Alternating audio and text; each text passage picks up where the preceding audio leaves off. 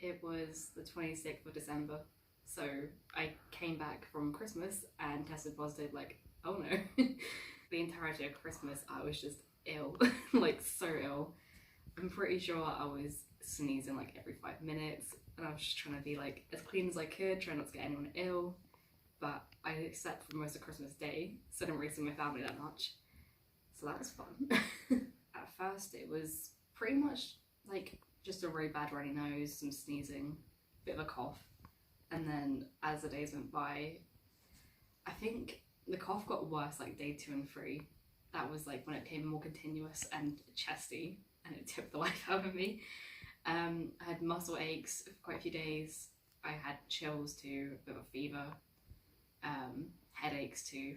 I think they found it quite funny at first because we were so oblivious to the fact it was actually COVID, and they just thought, oh, she's just a little bit ill, she's a bit hungover from the night before, and yeah, they just thought, how is she sleeping so much and so easily?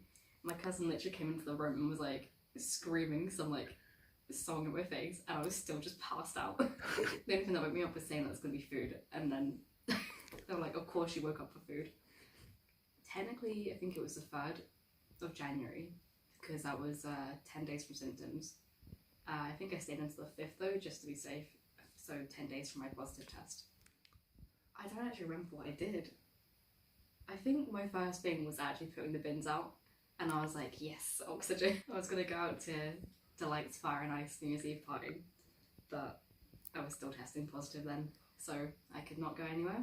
So I stayed at home and got drunk by myself and watched Marvel. So that was worth it. Bad. It's just the fatigue. It's killing me off a little bit. I'm sleeping like all day for about 16 hours a day, and it's just knocking me out.